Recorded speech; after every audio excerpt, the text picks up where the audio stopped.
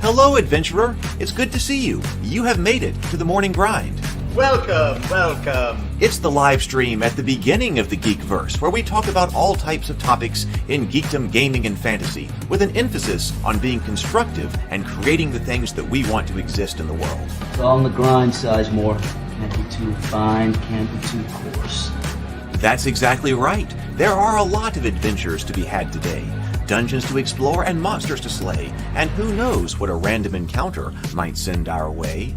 That's why we have to prepare, so settle in now for the morning grind with your favorite beverage in hand. Tea? Or maybe something a little stronger. I've got a few bottles of the old Wynyard left. Whatever you want. Pull up a chair. Dude.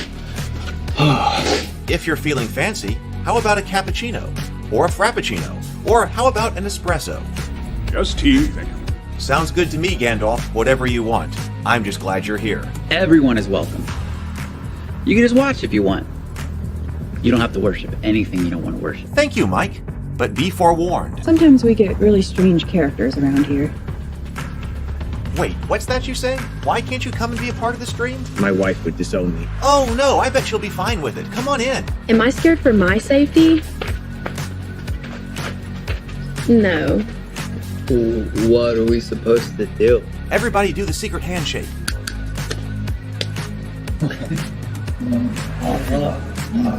Secret cultist handshake. Oh, now do wizards who love each other.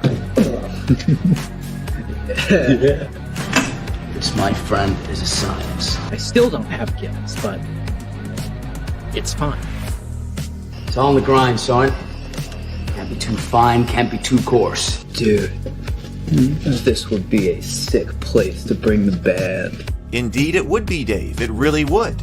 I'm seeing more people coming in. Welcome. Glad to have you here. Oh, look, here's someone new. Is this the cultist meetup? Yes it is. Come to hang out? Please accept me. I have nothing else. Okay, we accept you. Everyone's welcome here. Brought some snacks. Well, that makes things even better. You want some coffee? I don't drink coffee. You sure? It's cultist coffee. What makes it cultist coffee? I'm a cultist and I'm drinking it. Oh. Then I'll have some. What exactly is going on here? I'm seeing more people coming in. Welcome, welcome. It's so great to have you. Oh, and look, here comes another stranger. Can we help you? Yes, fellow cultists. I could really use some food. Oh yeah? Welcome. We have donuts. Oh, it's me. I'm glad I'm here. I'm sure you have a few questions for me, though. What's your name? Who do you work for? What god do you worship? Great questions, Rob. I'm Steve King, and I worship Nyarlathotep. No, not really. I'm just Heath, and I won't be worshiping anything this morning. But I will be your host. Welcome to the office. We're going to have a great time. I've got my coffee ready, because now it's time for the morning grind. If you could become a fish, that would be amazing. Then I could command you with my mental fish powers. Good morning, everyone. Good morning. How are you today? I hope you're doing well. I am a little bit behind this morning, feeling a little bit behind. Last night, I thought was a fantastic wind down, had a fantastic discussion with all of you. And if you are here this morning, but you didn't see the wind down last night, I recommend that one. We had some great topics came up, movie recommendations, and well, of course, the productivity things and how our day was. But we talked geek stuff, so it was really good. So today, well, let's sip and breathe. Let's sip and breathe. Breathe.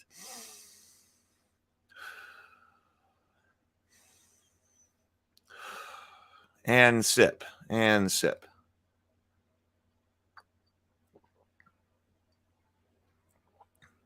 Well, Inner Light's asking,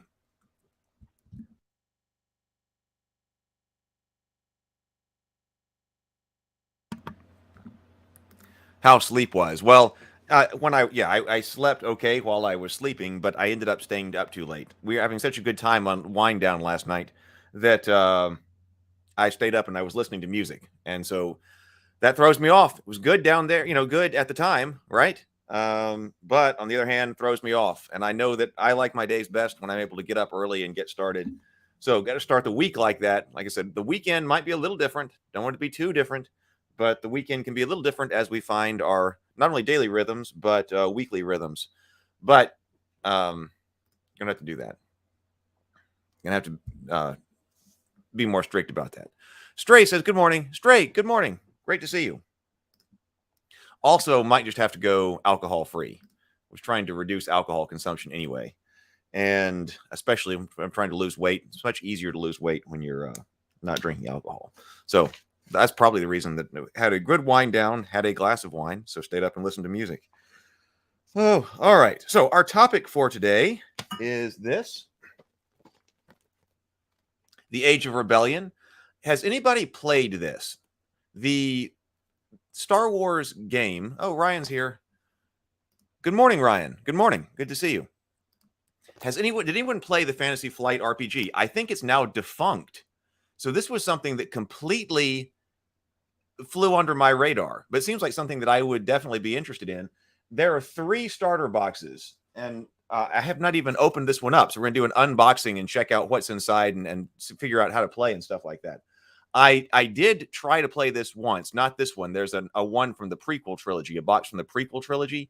And I tried to play it with my nephews, but it was too much. I was trying to learn at the same time, and they were still a bit too young. So that didn't work. Later, I was able to play a very successful D&D game with the oldest one. And I talked about that on one of the streams when we have like not a stream, but a video where I was talking about having a gaming weekend. Yes, Fantasy Flight Games. By Fantasy Flight Games, you can see their logo right here. Looked at it for a bit. So these came out, and I think they were already had decided to abolish their RPG like division of Fantasy Flight Games. But I found them anyway, and I was like, well, this sounds like cool. You know, this is another game thing that I was talking about where I would love to try it as a one-shot. I mean, playing Star Wars Age of Rebellion game. Do I have time to play an entire campaign for an entire year or whatever in this with all the other games I want to play too? Probably not. But if we come up with some way to do like one-shots, I would try this out. I totally would. So that is our topic right here. I still didn't get to fix up the morning messages because yesterday I was working on it and I came up with great improvements for the morning messages and the whole directions to go and things like that. But I still want to reserve this space and let everybody know what's going on because that's actually one of my big rocks for today is after I get off the stream, I really want to update the morning messages. But let's get to the messages.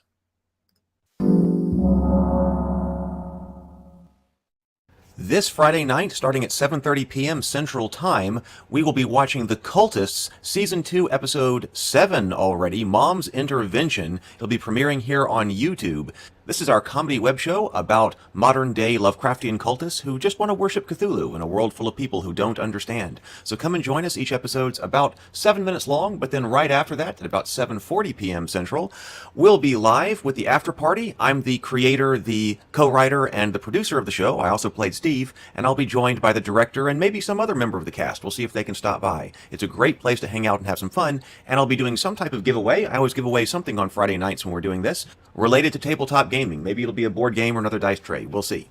If you don't know the Cultists and you want to get caught up, if you come over to my YouTube channel, the best way to do that is to go to one of the playlists. I try to organize everything on the YouTube channel by a playlist, and if you just scroll down, here is the Season 2 playlist. You can click Play All and go all the way through the playlist, or right below it, there is a Season 1 right there. So you can click there and go all the way through Season 1 as well, and that'll get you caught up on all of the every episode's like 5 to 7 minutes long. There are 10 episodes in the first season, 10 episodes in the second season. So coming up soon, however, is Ritual. This is the Cthulhu cultist party game of spellcasting and betrayal.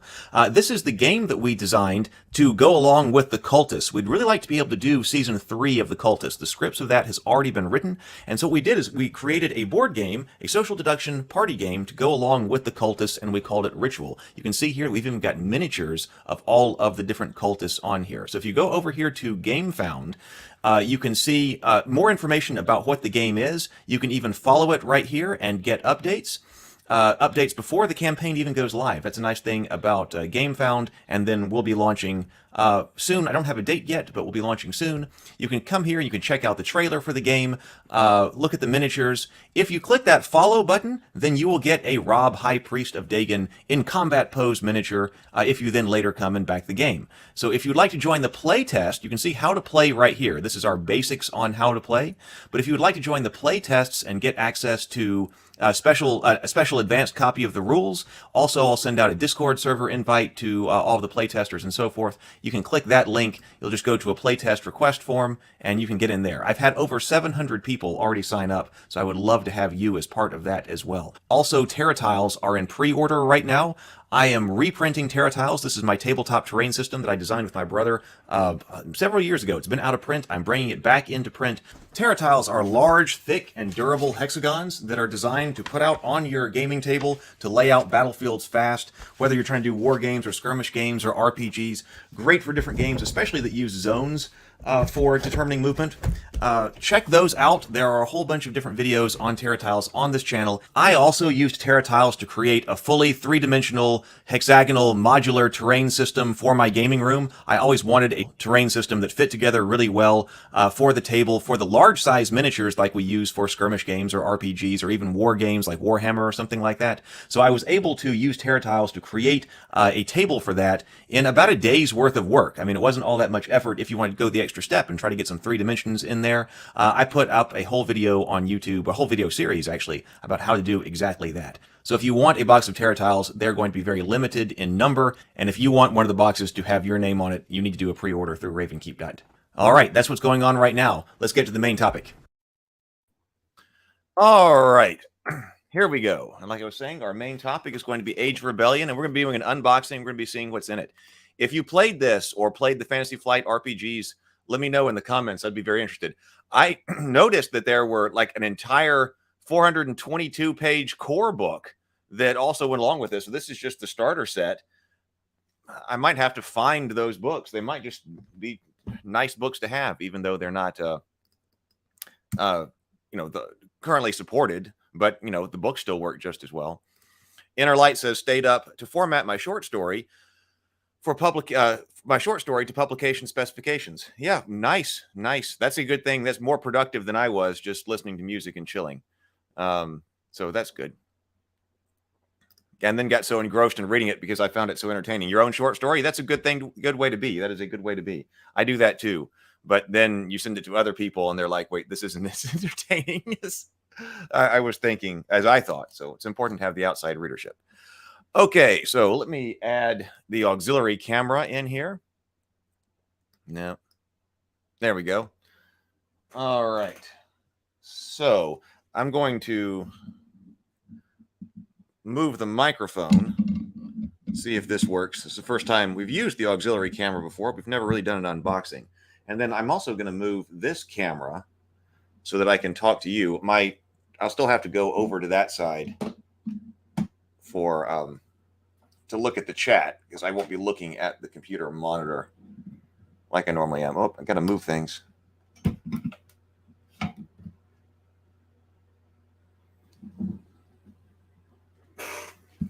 So if I'm sitting here, does that work? Can you hear me?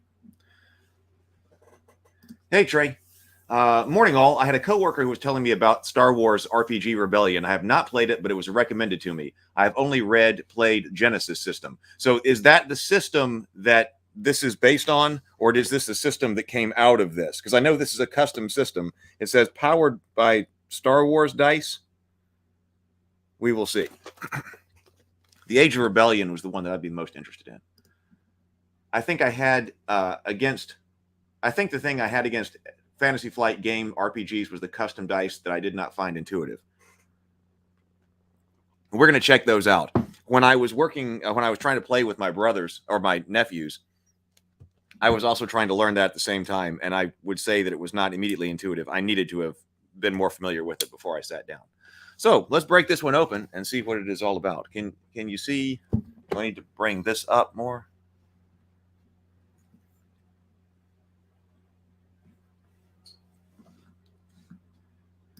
Genesis is the generic version of the Fantasy Flight Star Wars RPG. Okay. All right.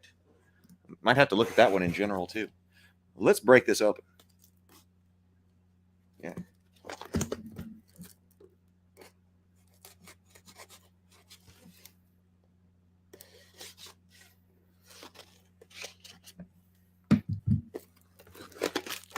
Exciting.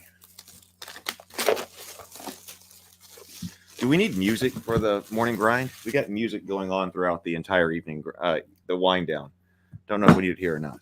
So, I guess we should look at the back because we were still like learning how to play. Is this something that I would pick up?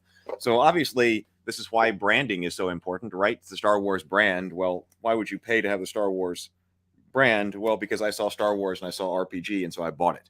But other people, let's see, this says, the Star Wars Age of Rebellion beginner game is a complete learn-as-you-go adventure. Players can jump right in and play as they learn the rules. Pre-generated character folios keep rules right at their fingertips. Custom dice and an exciting narrative gameplay system makes every roll a story. Detailed rules provide for hours of entertainment as you create your own adventures and tell your own stories. A standalone game for 3 to 5 players. So, what's inside? So, this is one of those things that has, spacers in here so it doesn't collapse. I really want to do RPG boxes. Really want to. Like a beginner box for both Theophany and Rabavania. So this is one way to do it. This is the much thinner kind of cardboard material. I like the clamshell, the boxes with the top on them, the bottom and the top. But RPG boxes, complete RPG boxes, I think are cool. So slid down in here are the dice right there. And then this stuff. And that. So that's what we've got inside.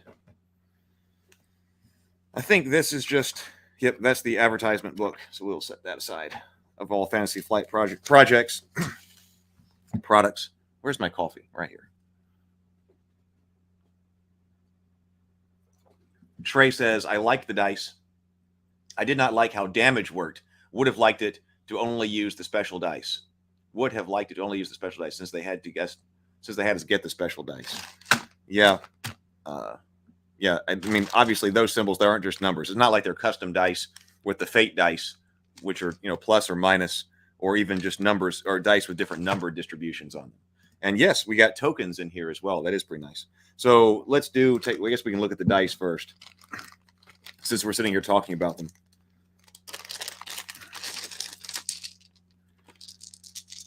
All right. So this is what we've got. And yeah, I don't know any of the symbols. We got yellow things, two yellow D12s. We got a red D12. That's a D12. White D12. D8s. Green D8s, purple D8s, some D6s. Hopefully there are quick start guides for this. There we go. Put that over here. So let's see. What should we look at first if we're trying to actually get into how to play? Okay. I'm for this already. Trey says, FYI, those dice look just like the dice in the Fantasy Flight Star Wars RPG. Right. Okay. So this is. I figured it was the same between. You're talking about the main RPG, so I figured they were the same between the beginner box. And you're talking about having to get the dice. So if you get the beginner box, boom, the whole of the dice. Okay. Now read this first. So I like this because we've talked about if we're trying to do what we're trying to do right here, figure out how to play. What exactly gets the players into this? Okay, so read this first. What is a role-playing game? Example of play. We probably don't need that here. Trey is saying, I think green is skill, yellow is specialty, red is danger. Green is skill, yellow is specialty, and red is danger. Okay. Oh, so this is an example of play.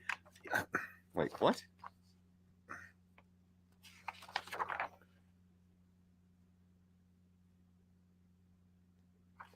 I used to love the examples of play that are written out in script format like this.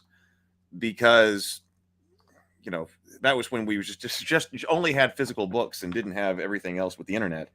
I loved reading them and able to get, into an understanding of what the flow of the game was. Now, of course, you probably look online and watch a video about what is going on here. But I certainly used them back in the day. So this is, I really don't want to go through all of this, but I suppose it does show me a little bit about Owen gathers the dice and rolls. So maybe that's not exactly what I was looking for. I wanted to see like how to take action in 30 seconds or something like that.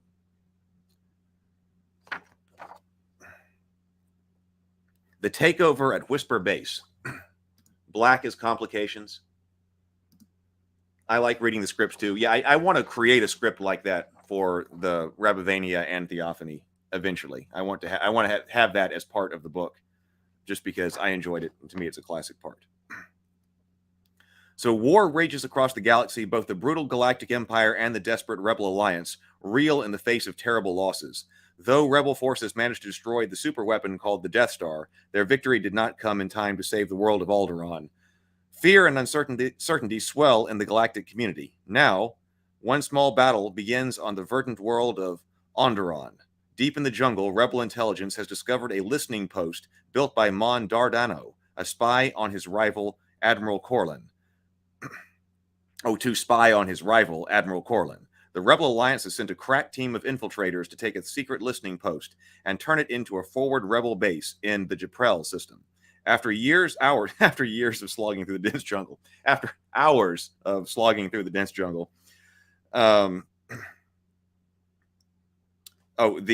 with its poisonous foliage and oppressive heat, the heroes have reached their destination, Whisper Base. Compared to staying in the jungle, the prospect of ambushing an Imperial patrol and breaking into a heavily guarded base seems almost pleasant. Cool. Okay. See, okay, read this second. I like that. Gives us direction here. I want to have that too in mind. When you open it up like this, this was also packaged on top. Read this first. Okay, we did. Read this second. Then you get into character folios. So we got read the second, character folios. Read this after completing the adventure book, Operation Shadow Point. Read this book last. This is the rule book. I like the organization. I like the organization here. Sometimes, often, I find Fantasy Flight rule books poorly organized. I love a lot of Fantasy Flight games, but I do find their rule books in general to be poorly organized. This is better organization. Now, I wonder what it's like interior to the rule book. We'll have to look at that. But in general, when I'm looking at like Mansions of Madness or things like that, I find those are difficult. So then we've got Whisper Base. We got the layout right here, and then tokens that go with it. In keeping with Trey's recommendation, before we get into the adventure book, let's just take a look at what the character folio is. Oh, this is big time character sheet right here to understand. So Vendry's story. I like the look of that guy. I'd play him. Stray says, I just had to learn the Shiver dice set. I have DCC dice because they make me laugh.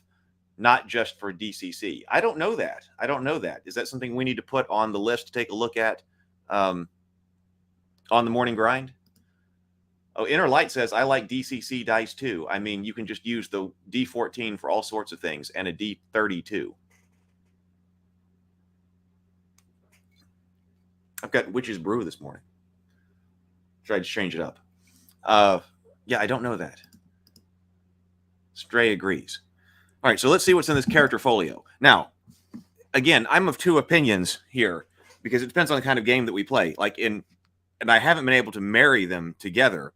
So it seems like for me, I'm always thinking in terms of, okay, is this going to be a more narrative kind of game, or is this going to be a more tactical, rules heavy, crunchy kind of game? Because we talked about that in terms of combat, but when we're talking about character sheets, so mostly in the narrative, more gaming style that I'm kind of going to now, I want small character sheets. Like half a page? Like, can I get everything I need on half a page? But on the other hand, if I'm going the other direction, then I am a fan of character folios. I mean, it's got plenty of stuff to write stuff down. And, you know, if you're going to get deep into the crunch and you're planning on going deep with a character and stuff like that, then having a whole folio is the other option. So I like the two extremes, right? And I like to know which way I'm, you know, trying to play. Are we going in this direction where we need a whole folio, or are we going in a much lighter weight way?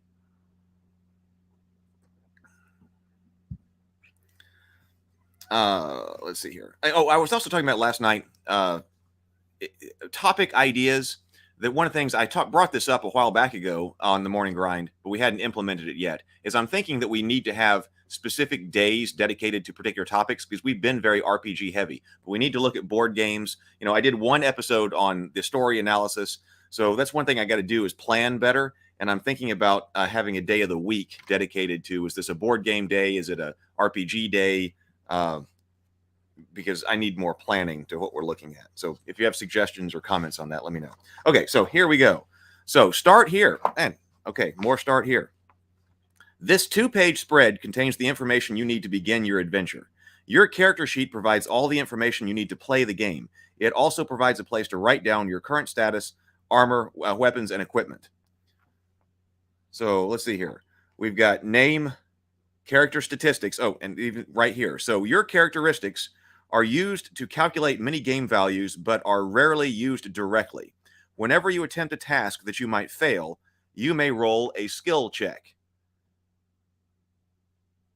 The dice on your roll for this check are called your dice pool and are based on your rank in the skill and your characteristics. If you roll more, how am I supposed to articulate that? Blast symbols than triangle symbols, you succeed. So if I roll more blast than triangles, I succeed. So I've got brawn, ability, intellect, cunning, willpower, and presence. Okay, those are my characteristics: brawn, agility, intellect, cunning, willpower, and presence. And I'm looking for the blast symbols. Please reference these skills and descriptions of what they do on the back of the beginner rulebook.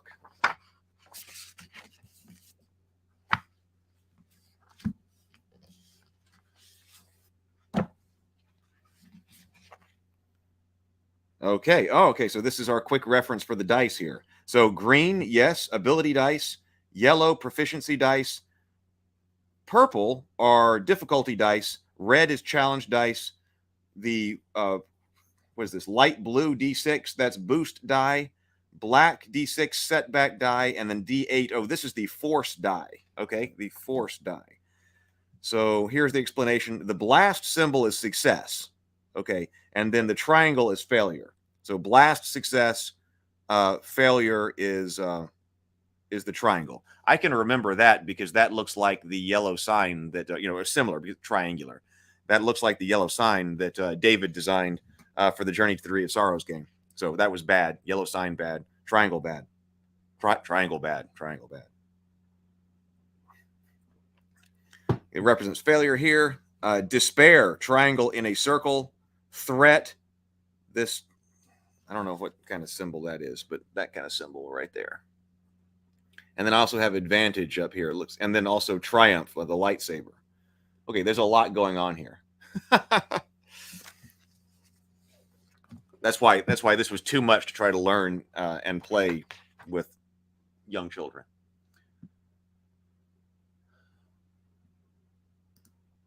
Yeah, okay. Add Shiver and DCC to Discord. That's a good place to put it. Actually, that's a fantastic idea. Another place to put notes. In the, I put a channel for the morning grind, and I'm not in Discord when I'm live here, but that's also a great place to put notes if there are things like that people come up with, and we need links or notes and things to refer to later. That would actually be a fantastic place to do it. Great idea. Trey is full of great ideas. Inner Light says, I think that was the other thing I didn't like about FFG RPGs. It takes up a full dining room table when all laid out. Yeah, that's the disadvantage to all of this. Yeah, I mean, if you're going to be playing with the map and stuff like that. So, but they must have designed this game through the Genesis game. Was their idea then, when they were still doing RPGs, was their idea that they were going to develop this general system that they must really like with these custom dice, and then use it for a bunch of different properties. So like the Genesis system, and then they were going to do Star Wars with it and other things. Is that what they were doing? Oh, I wish they used the same symbols from the Genesis game. Well, okay, well then I guess not. Then they came up with custom stuff. See, that seems like it would have been a better plan if they had developed the system that they like, and they can use custom dice. Because we haven't looked into the dice here yet, but I don't necessarily have a problem with custom dice because we shouldn't be necessarily beholden to the polyhedrals. I mean, those are ancient technology, so to speak, and there may be better ways to go about doing some resolution or invoking some feel or doing some kind of mechanic. So I understand that why some people are like, oh, this requires custom dice. I have all my nice polyhedrals over here. But on the other hand, if it does something cool, then it might be worth it. Inner Light says, I think they developed Genesis when they lost their contracts. Okay, I see. Contracts for the IP-based games. So, see, I should have looked down here. Symbols right here. It says, please reference the skills descriptions and what they do on the back of the beginner's book. But we do also have a symbol reference right here. I'd really like for this to be straighter. I'm going to have to come up with a better rig for the auxiliary camera. Symbols. So it's the symbols and dice right here. Success are canceled by failure symbols. If there are any success symbols left at the end after canceling, the check succeeds. Triumph. The symbols count as success symbols and may also be spent to trigger a powerful positive consequence. So triumph is success plus. Advantage. Symbols indicate a positive side effect or consequence even on a failed check. They cancel and are canceled by threat symbols. So here's our failure symbol. Failure symbols cancel success symbols. If there are enough failure symbols to cancel all the success symbols, the check is a failure. Despair. Despair symbols count as failure. They cancel out success symbols, but may also be spent to trigger a powerful negative consequence. And then here's the threat. The threat symbols are a negative side effect or consequence, even on a successful check. They cancel out and are canceled by advantage checks. So here we also have ability, proficiency, difficulty, challenge, boost, setback, and force die. Oh, so number 2, here is our skill list. So for all of the skills, what I have here is a list of skills. I would be interested to know if the skill list back here, if I have all of them, I might. Astrogation, athletics, all the way down through vigilance. So it looks like I'm ranked in everything that we've got. So that's good to know that there's, or at least I have a entry for everything that we've got. So I've got skills. I do have ranks, and there are some things that I have a 0 in, and then I have my dice pool over here. So it's telling me 3 greens. Seems like I'm good at astrogation. I'm good at deception. I'm good at knowledge. I'm good at mechanics. I'm good at skullduggery, gunner, and ranged. But okay, now actually proficiency. So proficiency die is yellow. So I've got some of these yellow dice right here as well. And so I'm seeing ranks. And it looks like every time I see a 1 over here in ranks, I'm also seeing a yellow die.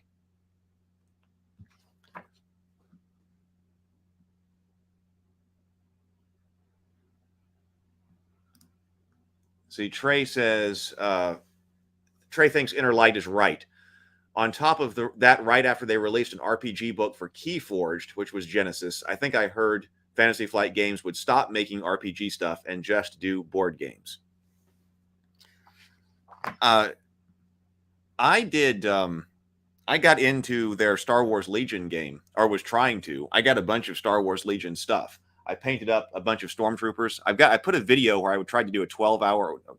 Was it 12-hour? I don't remember. I tried to paint a bunch of stormtroopers in a hour or 3 hours or whatever it was. Ended up taking me all weekend. But I got I got a little army over there, about 50 stormtroopers painted up. So I guess you'd use those for this as well. I was kind of interested in that for this reason as well, because I was like, well, I have all of these Star Wars Legion miniatures, which I like, and I got painted stormtroopers. maybe we could use them for not only playing Star Wars Legion, but then also have some cool miniatures to play this Star Wars game with. So soak value. I got soak value over here, and it's telling me soak value reduces incoming damage and can prevent wounds. Your soak value is equal to the sum of your brawn and the soak value of your armor. So I might be wearing armor. My brawn value is only 2, so I must be wearing some type of armor. You know, I've said before, I am a fan of pre-generated characters because generating a character isn't playing the game. And if it's time to sit down and I want to play this game with some friends, I want to be able to hand out characters. And having this additional information here on the on their character sheet about how to play is a great idea, so that people can be referencing that and not always have to be asking or look up things in the rule book. I think that's really important, or it could be very useful. Wounds. Wounds represent physical damage to your body right here. So I've got 13. If your wounds exceed your wound threshold, you are knocked out and may suffer a critical injury. Wounds can be recovered through medical skill and stim packs. 5. Strain represents exhaustion, mental trauma, and being stunned. You may voluntarily suffer 2 strain to perform an extra maneuver on your turn. Strain comes and goes more quickly than wounds. If your strain ever exceeds your strain threshold, okay, if your strain ever exceeds your strain threshold, you pass out. Okay, so I guess I'm counting up in both of those. So instead of counting down, my 12 is my threshold, and then I'm going to put how many of them I've got, and then if I hit my threshold, then something triggers. So this is passing out, and this is knocking out and suffering a critical injury. 6. Critical injuries. You might suffer critical injuries during the adventures, either when you are knocked out by exceeding your wound threshold or as the result of an attack. Keep track of the number of critical injuries here. For a description of the effects of your critical injuries, refer to the back of the beginner game adventure. Oh, beginner game adventure? Adventure book?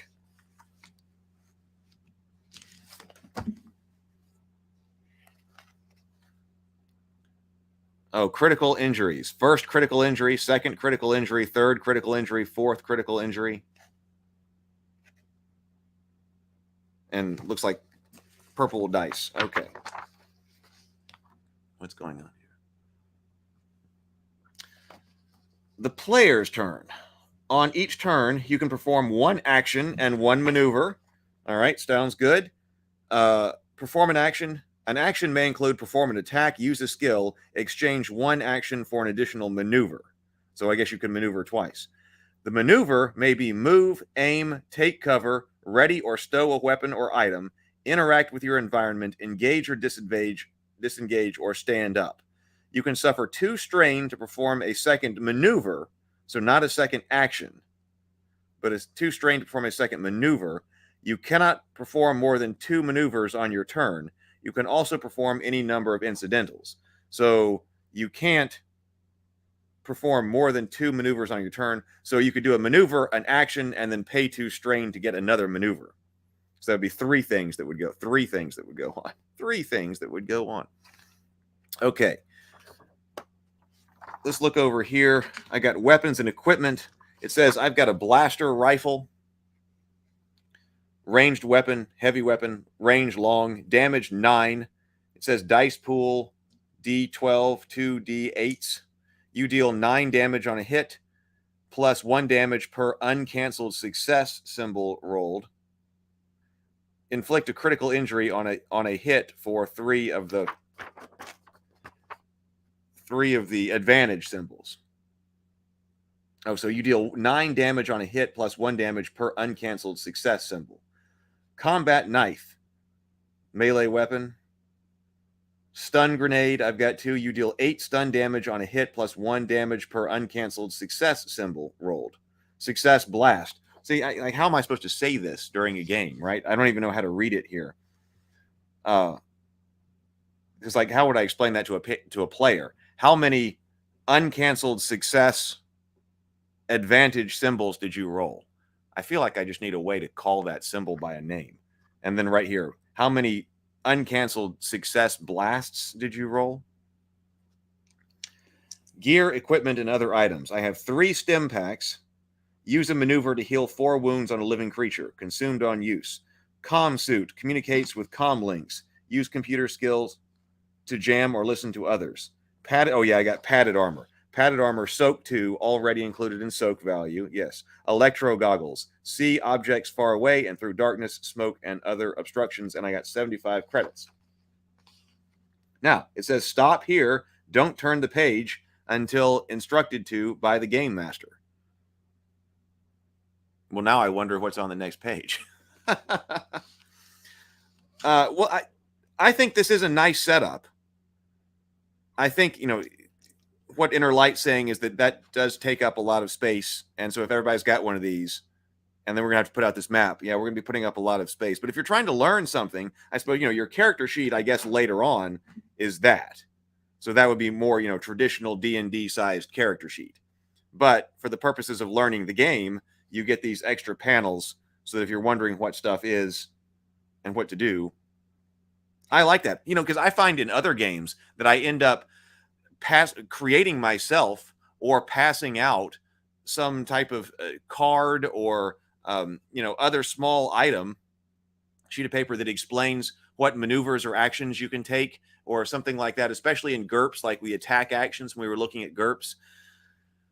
You got your character sheet, but then, okay, now here is also your kind of quick reference on what you can do. You don't, that way everybody's not having to ask all the time, and it's not your turn. You can reference this other thing. So, in other situations, I've had the large character sheets and I've still had to provide extra additional reference materials, sometimes that I've had to make myself, often that I've had to make myself to other players. So this just builds it in. So, yes, it's a lot of space, but right now I'm still for it. Inner Light says, about the only thing I really liked from FGG was Runebound, which I also don't know. I was working on an RPG based on the world of Taranth, and a lot of the ideas from that one came over to the new one I'm working on. You'll probably just have to point to the symbol on their character sheet. Yeah, probably so. Trey says, keeping track of all the dice that can cancel each other out made use of the online dice roller a big thing. It takes a while to read the dice manually. Oh, online dice roller? Well, that's good. I don't think we'll have time to look at that today, but that's good to know because, yeah, we talked about some people don't like having to add up a whole bunch of numbers. So that was an advantage that the Cortex system had, that picked 2 numbers that you're just, adding together. Success pools or things like that. Success. At least in that case, you're just looking forward to something hit on a 4 or better. What was that? Forget what game we were looking at that. But yeah, at least in the beginning, I'm gonna have to do some analysis of what's going on with all these dice. Okay, I'm not going to turn the page, so let's go over here. Let's just see what else. No spoilers if we may open up the adventure book. That's what I'll do. But let's just see what else is in here.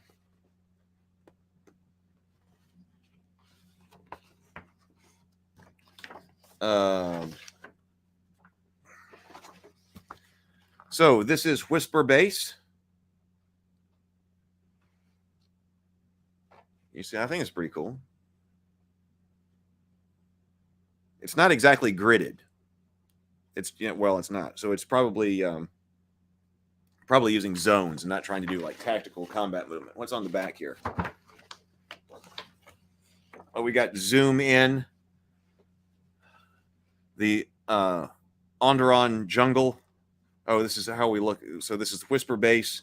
The comm tower is over here, and the ship wreckage is over here. Launch pad, comm tower. Okay, so zoomed in areas.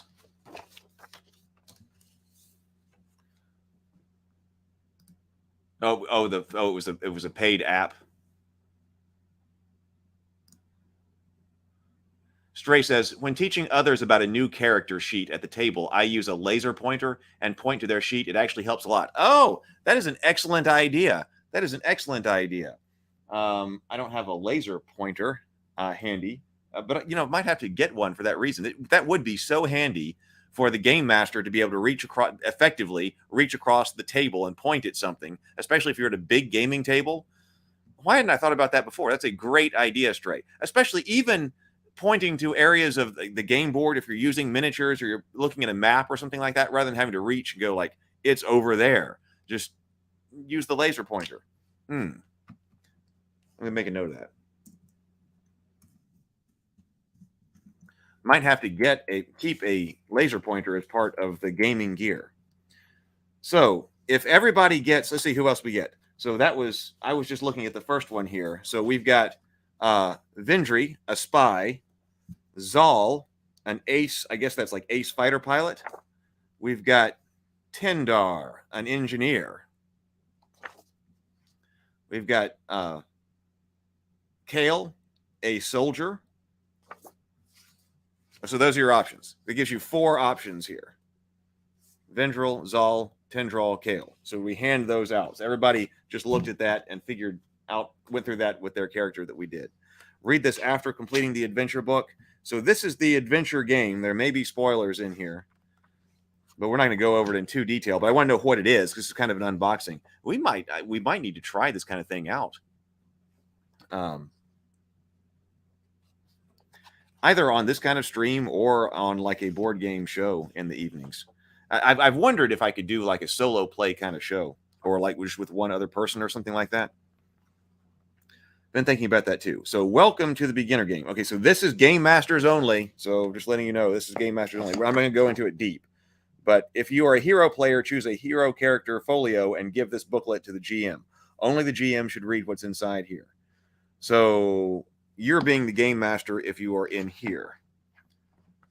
You get contents of the box, how to use this book. Okay, this is probably some spoiler, but what are we actually doing in here? So we've got text that be read aloud to the players.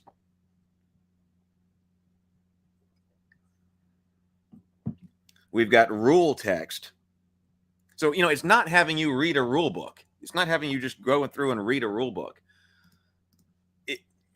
I think from this perspective, now I haven't actually played the system, well, other than one try, which I'm not counting.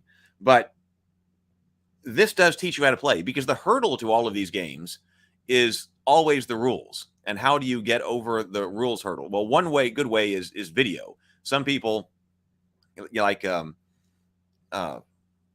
oh my God, who does, is it Watch It Played? Rodney, some fantastic rules explanations that are often better in video form than they are in, people will watch the video when they won't read the rule book. I've used his videos in order to learn to play games for sure. And they're very good. But this is kind of another step-by-step way. And I like that it seems to be more complicated with these dice and everything like that, but it's not just saying, here, roll, figure out this book. Not even figure out this rule book. And I like this size rule book and stuff like that for box sets. But it's certainly not throwing you into the big 420-page book. Ryan, hey Ryan, good to see you. Ryan says, I've had a lot of fun with the Genesis system. Rules text. But my point was we're introducing rules kind of as we need them and then other sidebars. So this is going to tell you, welcome to Onderon, the map, the adventure structure. The adventure begins. So here's the read out loud, introduce the rule as the game master needs it. Encounter 1, performing a skill check. The core mechanic. Okay, let's look at this right here. So here's what we're talking about with like the quick play or how to play. So it's giving that to the game master. Nice. Okay, performing the skill check. To perform the skill check, whatever they need to be doing right here at the time, we'll skip over that. But in order to perform the skill check, the active player, the player whose character is performing an action, should do the following. Collect a pool of dice, the number and type of dice listed on the character sheet for the skill in question, plus 1 purple difficulty die. And I suppose that's like the modifier. So this is telling you this is a 1 difficulty situation. So a difficulty die. What am I trying to do? Like I could roll, just looking down here, I could roll deception, coordination, athletics, skullduggery, or cool. Hey, wasn't I playing like Vendry right here? And I was pretty good at skullduggery, wasn't I? On the other hand, oh, also deception. Yeah, well, deception. I'll try skullduggery. So that says that I roll 3 skill dice. So that's 3 blue. 3 green, rather. 3 green. And then it's telling me 1 purple difficulty die. I don't have my dice tray sitting over here. I think that was actually the one that shipped out. One of you might have that dice tray. Roll the dice. All right. So here I am trying deception or skullduggery or whatever it was.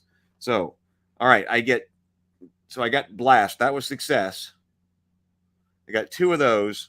I got this one actually has 2 symbols on it. So this one has blast and it also has that, what was that, advantage? So failure symbols, I got no failure symbols, and then I got blank on my hindrance die. So failure symbols cancel out success symbols. If there's at least 1 success symbol left over, the task succeeds. Clearly I succeeded. Those are the bare bones steps of any skill check. For more detail, read on. The core mechanic. All right, what is the core mechanic? I'm big on identifying the core mechanic. Whenever a character attempts an action that has a chance of failure, a skill check is performed to determine whether or not the action succeeds. The core mechanic, which determines success or failure, is as follows. Roll a pool of dice. We just did that. Failure symbols, the triangle, cancel success symbols, the blast.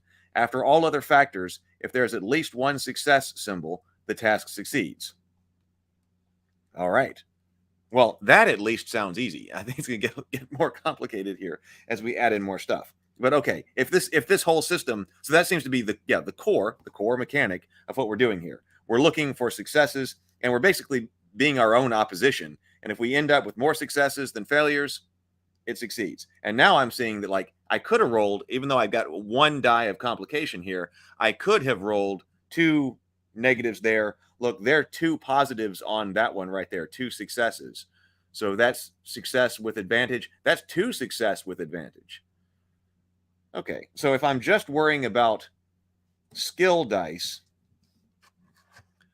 those can give me blanks, like great success, the advantage, 2, even greater success with advantage, success, 2 successes. Okay, so I'm beginning to understand how those work. And that can be canceled out by nothing, a negative, 2 negatives, and this was the threat symbol. This was the extra bad. So this was the extra bad equivalent of the extra good success over here, right?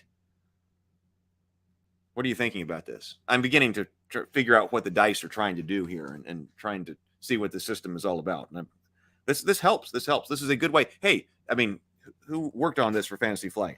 I think this is a good way also for people doing live streams like this or videos to guide people through. We've seen examples of good rules layout, and we've seen examples of bad rules layout. But this one at least seems like it's working for what we're trying to do. If we were all sitting here at the table together in the same room, we'd probably be going through exactly the same procedure. And so far, what do you think? Is it a reasonable way to learn it? Okay, so the dice pool. Whenever a character performs a check, the player controlling the character, the active player, rolls a pool of dice. The dice pool consists of both good dice, distributed by the character's own abilities and positive circumstances, and bad dice, contributed by the difficulty of the task and negative circumstances.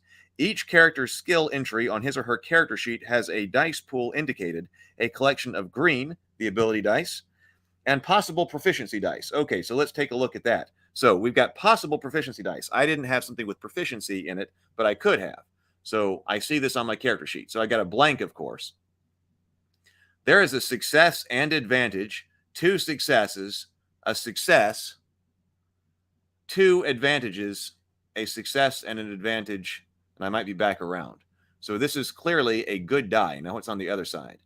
Well, another advantage, success and advantage, 2 advantages, 1 additional success, 2 advantages, and then this right here, that was a big thing. That was like our force power or something like that. Was mega level up, right? Triumphs.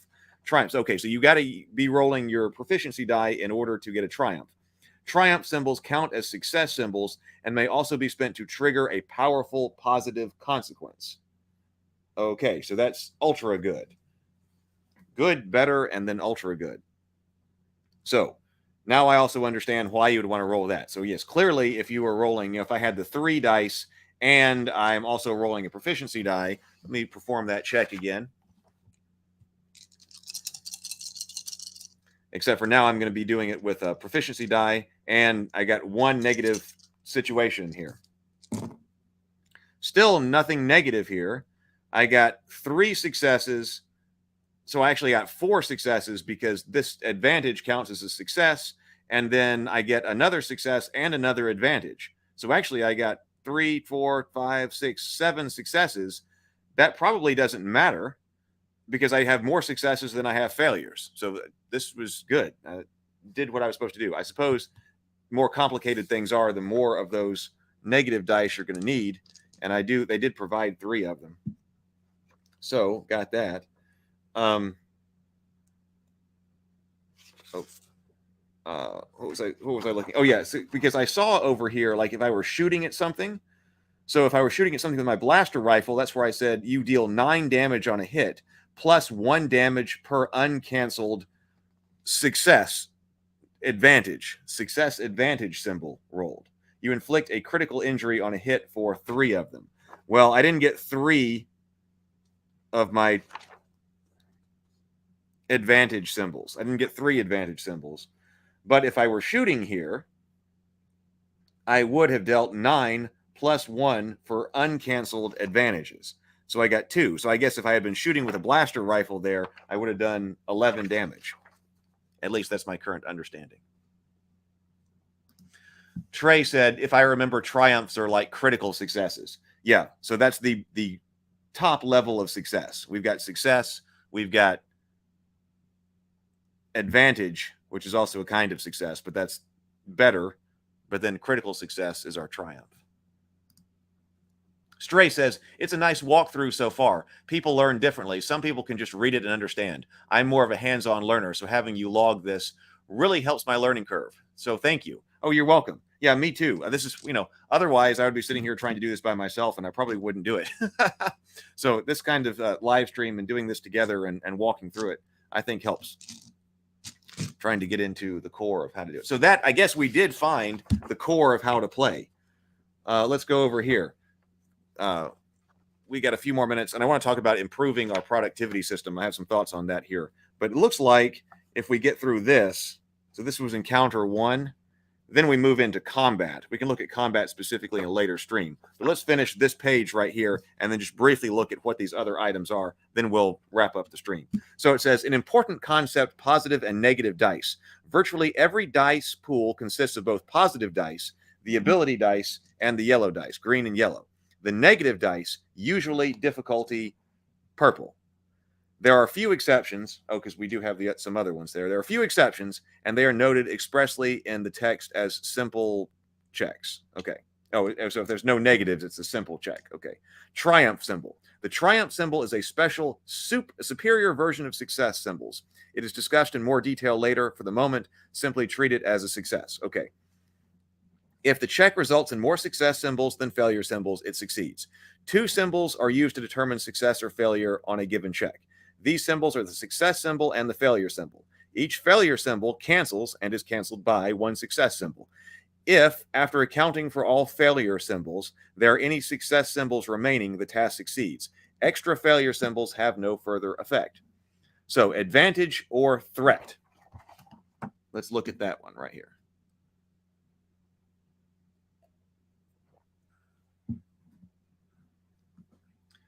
Ryan says, combat is probably the weakest part of this game. It excels in single dice resolutions.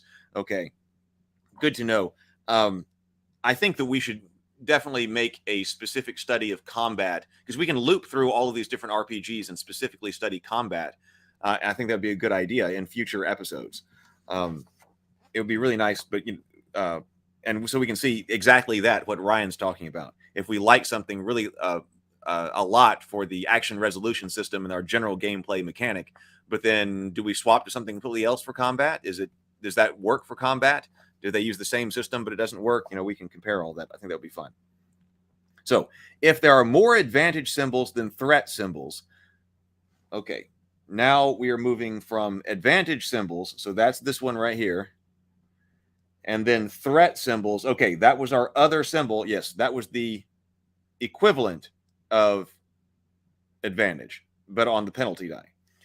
The threat symbols. The character recovers 1 strain per advantage in excess of threat. Okay, if there are more advantages than threats, the character recovers 1 strain per advantage symbol in excess of threat symbols. Because remember, it said that strain was supposed to come and go more freely. Our strain was right here. I had a strain threshold of 12. If my strain exceeds that threshold, then I pass out. But, okay, I can recover it anytime I perform an action or take an action or roll these dice.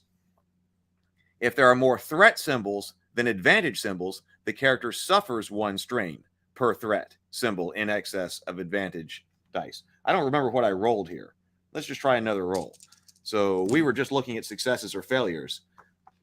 In that case, I did roll 2 advantage symbols. Clearly, I succeeded at that. And I get back 2 strain, go up 2 strain. At least that's how I'm understanding it right now. In addition to success and failure, each check may generate positive or negative side effects and other outcomes represented by the advantage symbol and the threat symbol, respectively. These twists of fortune are independent of success or failure. A check can fail and still generate a positive side effect via advantage, or a check can succeed but with negative consequences due to threat. Advantage symbols are canceled by threat symbols and vice versa, just as success and failure symbols. If advantage symbols remain once this is done, then something beneficial to the active character has occurred. If the threat symbols remain, then something harmful to the active character has occurred. In this case, the active character may recover 1 strain per advantage symbol used. The active character suffers 1 strain per threat. We just read that, I think. Was that same? This is the most basic way to use advantage and threat, and this option is always available to the active character. Other specific options are discussed later. Oh, okay, so maybe... So I can see how adjudicating this, yeah, I believe it was Trey saying this could be a lot. So I was thinking that, if I were shooting, then it tells me, well, it says rolled, not used, but maybe I could have the option. It does say rolled. It says rolled when I'm talking about damage here. It doesn't say used. My initial thought then was like, you can use the advantages however you want to use them. If I'm shooting, I have the option of dealing extra damage, or maybe I could get back some strain. But that does say rolled, not used, so we'll just have to see. That would be going into combat. Okay, let's skip there. I do like that idea. So this is the adventure, but it's also teaching the game master how to GM at the same time. I think that's a good way to do a introductory adventure book. I think so. That seems like a win there. So read this after completing the adventure book. Yeah, that's the whole role-playing book. I kind of feel like I should find that book someplace. So read this book last. It tells you, so don't bother. You don't have to try to pick up everything here, but let's just see what's inside it. We know we were referencing stuff in the back. What's in this book? Playing the game. Rules for interpreting dice pools, performing checks, using destiny points, and investing experience points to enhance the game. Combat, skills, talents, gears and equipment, starships and vehicles, and adversaries. Playing the game, the core mechanic. But okay, obviously now we get into more detail. I like this. Once you've gone through, I guess, the core adventure, when it's introducing things to you, we can start to introduce, you get the whole gamut here. So talking about boost dice. Special advantages or boosts are represented with light blue sided dice. Boost dice represent benefits gained through luck, chance, and advantageous actions taken by the characters. Dice symbols and results. The basic dice pool. See, much more on interpreting the pool, but I like that it gave us the rundown. There's these how to do things in 30 seconds. We saw that in core. I like that. Just to understand what are we actually trying to do here. And then we realize, all of us here, that there can be a lot more complications than that. It can get more detailed, but getting at what exactly the core of what this is supposed to do, I'm a big fan of. Armor, weapon qualities: linked, limited ammo, ion, breach, cumbersome, disorient, knockdown, stun damage, auto fire, armor types. Lots more here. What is adversaries? So this is what basically the bestiary is: Imperial Stormtrooper, Sergeant, Imperial Moth, Nemesis, Journeyman Bounty Hunter, Rival. So I guess this is like your stat block and what you need to know here. Let's open this up as the end here. Oh, actually, it's just one sheet. So I guess I don't need to open it up, but let's take a look at it. We've got ATST tokens, the Imperial transport. I made that as a model as a kid. It was hanging up in my bedroom. Snow speeder, it's not snow speeders. The speeder bikes with scout troopers, Imperial officers. Oh, here are tokens, and of course, makes sense. Here are tokens for all of our heroes. Looks like some allies, some beasts that might fight you. And on the back is basically the same thing. Okay. What are these over here? We do have these. I'm not sure what these are. Got light side tokens over here, and you turn them over, and it looks like bad guy kind of tokens. Well, what do you think? I think it's kind of cool. I wish I had known about all of this going on when it was kind of going on, but hey, not a problem. Like I said, I suppose this game plays just as well now as it did when it was new. So if it's something you want to try out, which I kind of do, there are lots of things I want to try out. It will play just as well, and might be worth picking up the main book just to see what it's like. I'm going to slide this back in here. Try to keep things organized with the dice, because when I want to play it, need to have the dice.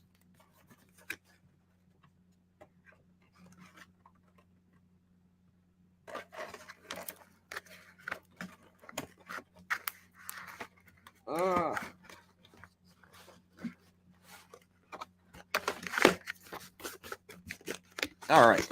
Well, I consider that a success.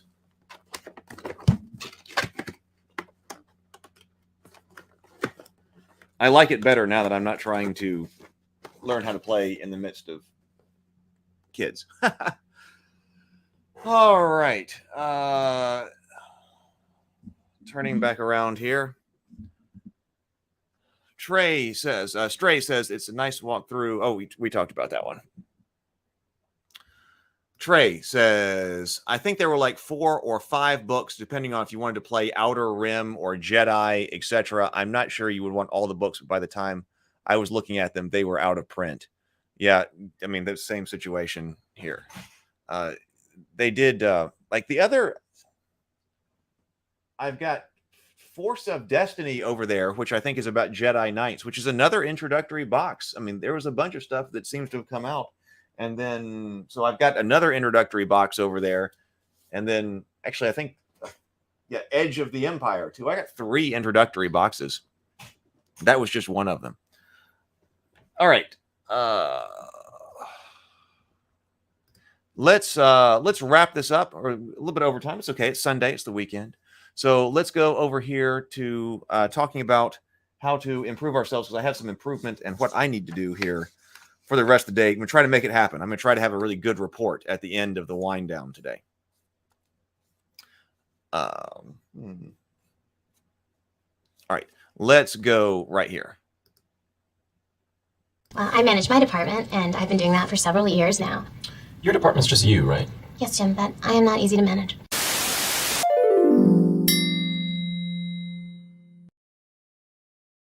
Okay, so I'm not going to go through the whole thing. We're trying to come up with 3 big rocks that we would feel good if we moved, if we did by the end of the day. And I was trying to think about mine before I came on the stream today, because I'd been putting stuff down on the stream and trying to think of it. But then that didn't quite work because I was putting down the wrong things. And one of the issues that I was encountering is that I was putting down things that were taking too long. Now, sometimes it takes longer than you expect to accomplish one of them. And when that happens, well, we just, that happens. Sometimes a task you think this can take 1 or 2 hours takes 4 or 6. Well, then that's definitely going to stop you from getting to the rest of them. But sometimes you got to get that done. But on the other hand, I think it's important to think about breaking those larger tasks into rocks that can actually be moved today. So maybe we should think in terms of huge tasks. I got this huge task. I want to move big rocks during the day, because big rocks move us forward during the day and move us forward in life. So moving big rocks, but you can't be looking at a huge rock. If you're looking at a huge rock, you got to break that huge rock down into big rocks and be able to move them. Does that make sense? So like I put down a special project, right, that I was trying to work on, which I will talk on later, just an idea that I had that I really wanted to run down. But, you know, I didn't really clearly define what I was trying to do that day on that. And actually, the very first thing that I had to do was evaluate art assets. So if I had said, okay, now the huge rock is see if this other project that I have this idea about, see if it can be done, or, you know, try to get it set up and run a test or something like that. That's a lot.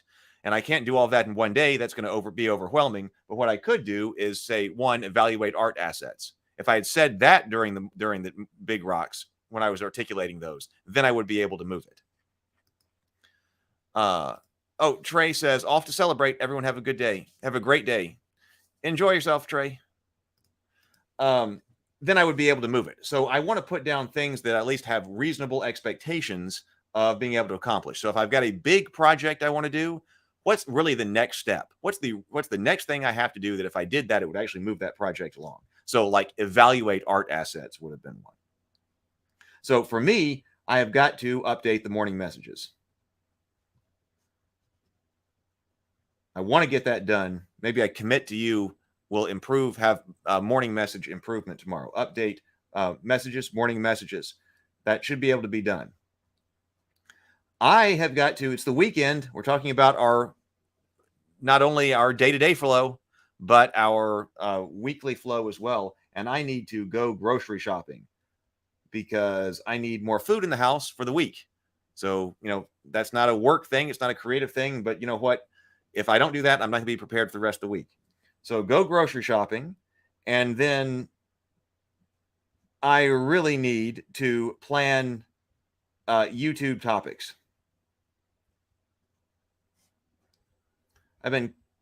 We've been running and gunning here, which is fine, but I would like to have some type of schedule to know what we're doing in advance here for at least a few days, in advance, and try to get perhaps a structure to the show going. So if I did those things, that would be big. And I bet I could even accomplish these things and maybe even move on. I want to edit some YouTube videos. I need to go also evaluate my list of YouTube videos that I've got to do. Or I wanted to do. Some of them might no longer be relevant with the new kind of direction that we're going here with the morning grind and the wind down and all of that. So some of them are just going to be struck from the list. Other things I need to clip. I really want to clip some parts of discussions out, especially during the after parties about some of the cast for the cultists and things like that, so they can be found independently. But that takes time. It's more YouTube time. But it would be nice to be able to say, hey, instead of doing all those, can I knock out 3 or something and put 3 on the list today? But if I get to do this, I may be able to move on to something like that. But I bet if I updated the morning messages, I went grocery shopping, and I came up with a better YouTube plan, I would say that was a great day. And we got about, was there like 9 hours between now and the wind down? So go forth, be productive, drink water, have an excellent day, everybody. Hope you enjoyed it. Bye. See you tonight.